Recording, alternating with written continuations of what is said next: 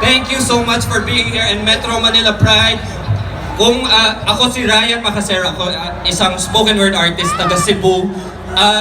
I want to say maayong hapon sa mga Bisaya diha, mga taga Cebu, taga Bohol, taga Mindanao, mga atong mga kaigsuunan LGBTQIA. So it's such a great honor to be here with you today. It's my very first Pride and I am so grateful to be with all of you here. Lahat kayong mga magaganda, mga popogi. God, I'm so overwhelmed. Anyways, like you said, I am a spoken word artist and what we do is use our art to speak truth to power. And I just got back from Cebu kung saan ang dami-daming pinapatay doon, ang daming biktima ng EJK. And as LGBTQIAs, we recognize the intersectionality of our struggle, that we fight for our, that we don't just fight for our rights, but we fight for the rights of everyone, from the laborers to the farmers, to everyone. So I have this piece for you, but before that, I would like to ask for a moment of silence for Ryan Hubilla, a member of this community who was killed in Bicol. He was a human rights advocate. So today we fight and remember him. And if you want to make some noise, kung galit kayo, magalit kayo, magingay kayo, just join me. Kung anong energy na ibibigay mo sa akin, ibabalik ko sa'yo.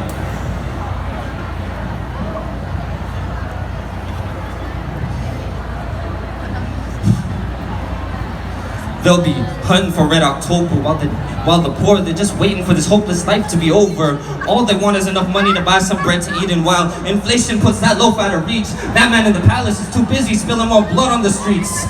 Like how when Rome burned and Nero, he played the fiddle and his bodies dropped on the streets of Manila, the burgers danced like they were partying at Coachella. Festival lights as bright as the drugged up eyes of Manila's elites, fighting over parking spots at the hottest nightclubs in BGC, while the slum dwellers get shot over a little hit of weed, just enough to get over the hunger pangs. And as he sits in the corner of his hot and smelly shanty, he hears a wang wang zoom past his crowded and busy street. Bang bang, he shot him down, but Mr. Congressman could not let out no frown, too busy on his way to his next backroom deal, being chauffeured around by 4 bodyguards on 4 wheels, are like the stars who go to fancy balls, oblivious to the plight of the hungry who fill up the halls of the NFA, waiting for their turn for some cheap price, hoping that tomorrow they can feed their 8 kids at least twice.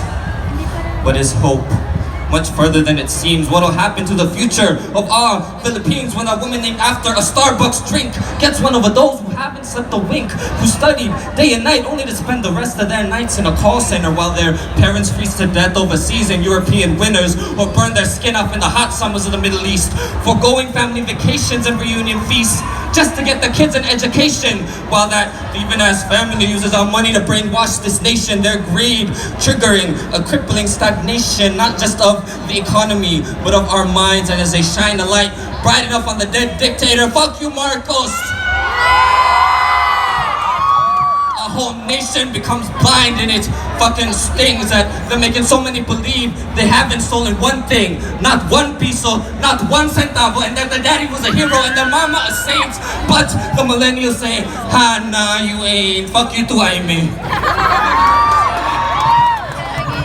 Hashtag never again. You better believe it's more than just an internet trend. You don't take it seriously and it might be your end. And while we might not live as long as that dinosaur in relay, how long do you think you can fool us, really? So we will demand you end your thirst for blood. We will make your conscience flood with the faces of the innocent dead. They will haunt you and stare you down on your deathbed. And similar to what the great poet Maya Angelou once said, you can bury your injustice, you can distract us with your low down dirty lies, but like the dust, the truth too shall rise, and every despot and dictator will die. Yes, you're gonna die too, old man. But I hope my children realize that from now until forever, that never really means never. Hashtag never again. And We will hold the line for every voice silenced, every life lost to your senseless violence of a war created in your imagination and your penchant for blood, a cruel fascination and your promise of emancipation from poverty and hunger. It ain't nothing but opportunity squandered in your relentless commitment to your imagined war. Dissident voices, all sons of whores, but maybe it's not the daughters you should be worried about. It's not the sons you should be worried about, it's the daughters and the colors of the rainbow who make you scream and shout. They keep the line tight. We all stand together and lead the fight, cause every one of us has got to hold the line. If we don't, society will only get weaker with time. And we hold the line for truth and justice. For as long as you have the power to come after any of us, we keep our eyes open and won't walk around blind. And there will come a time every oppressor will pay for his crimes. But until that day comes, we hold the line.